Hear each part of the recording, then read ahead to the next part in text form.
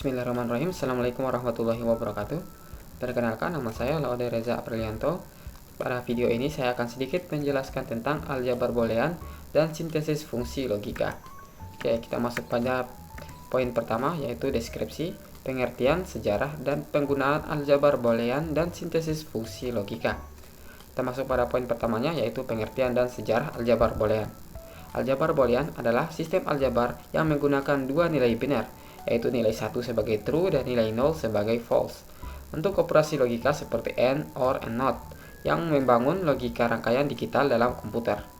Konsep ini pertama kali diperkenalkan oleh George Boole pada tahun 1847 dalam bukunya The Mathematical Analysis of Logic, dan dikembangkan lebih lanjut dalam bukunya yang berjudul An Investigation of the Laws of Thought pada tahun 1854 sebagai dasar untuk mempresentasikan logika secara matematis dalam sistem digital. Oke, kita masuk pada poin keduanya, yaitu penggunaan aljabar boolean dalam ilmu komputer dan elektronika. Ada beberapa poin. Yang pertama ada desain sirkuit digital, yang kedua ada pemrograman dan pengambilan keputusan, dan yang ketiga ada pengembangan mikroprosesor, dan yang terakhir ada sistem kendali dan robotika.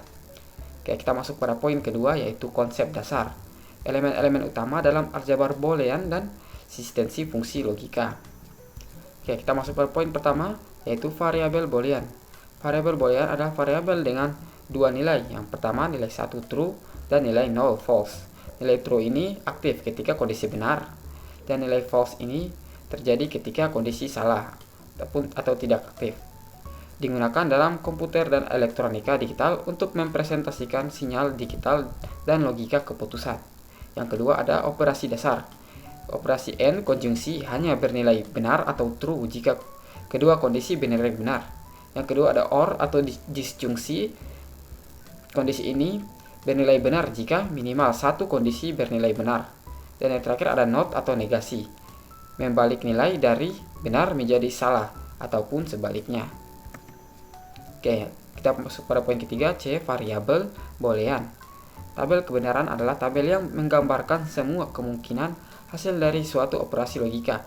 Setiap baris dalam tabel mewakili kombinasi nilai masukan yang berbeda dari hasil operasi tersebut.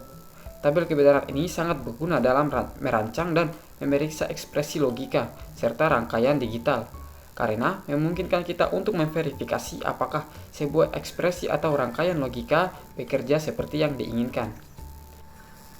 Oke, kita masuk pada poin ketiga, yaitu hukum dan teorema. Manipulasi dan penyederhanaan ekspresi logika dengan hukum dan teorema aljabar boolean. Sebelum itu saya akan memberitahu cara baca dari rumus ini.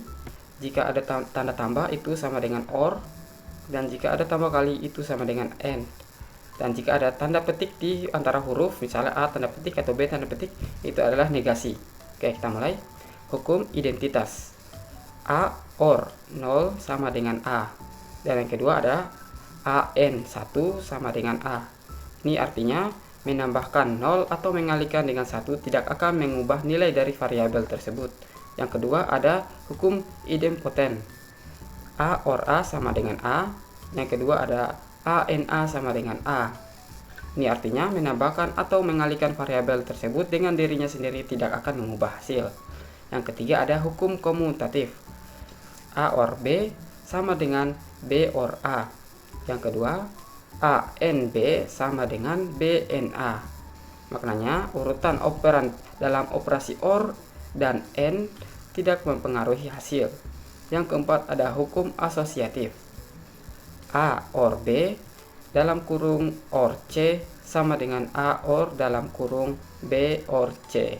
Yang kedua ANB dalam kurung NC sama dengan AN dalam kurung B NC. Makanya cara pengelompokan variabel dalam operasi OR atau AND tidak mempengaruhi hasil. Yang kelima adalah hukum distributif.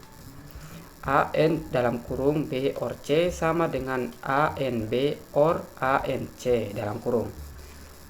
Atau yang kedua, A OR dalam kurung B and C sama dengan A OR B and C A OR C dalam kurung.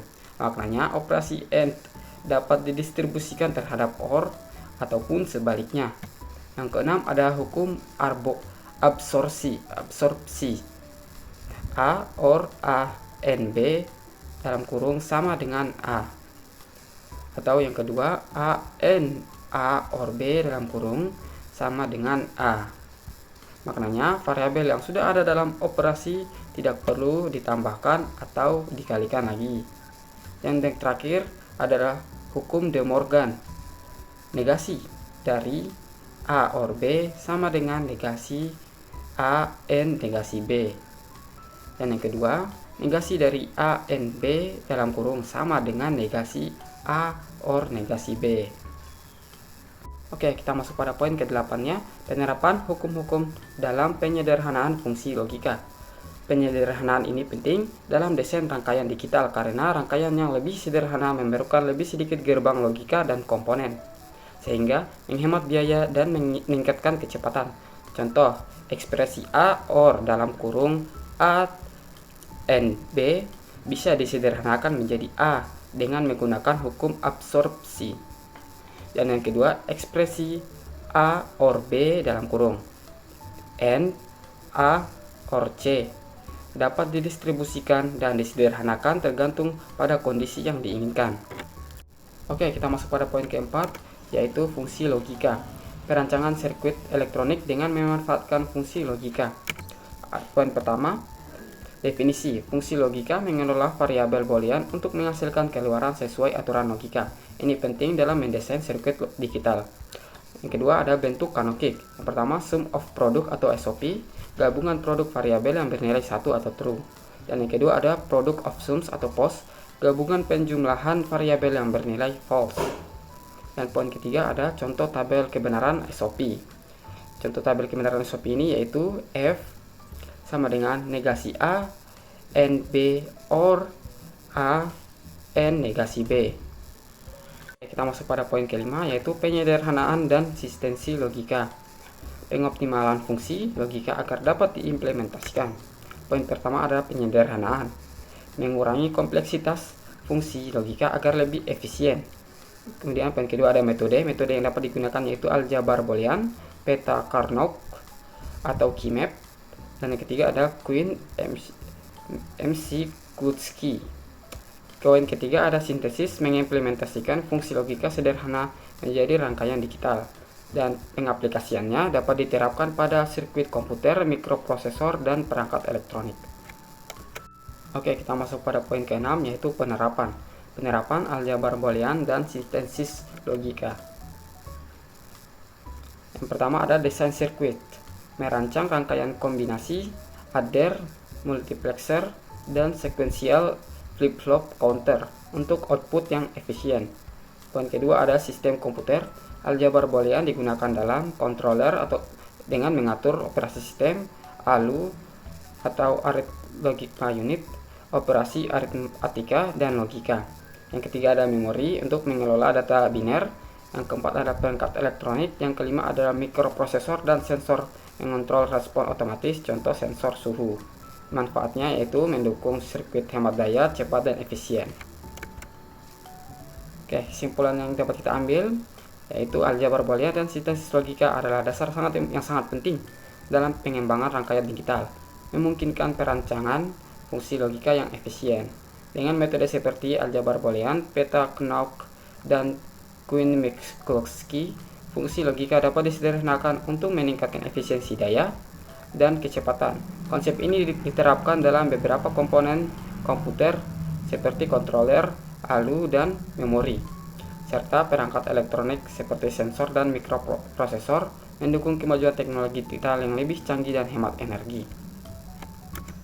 Oke, sekian saja untuk video kali ini. Jika ada kesalahan kata mohon dimaafkan. Saya pamit undur diri. Assalamualaikum warahmatullahi wabarakatuh.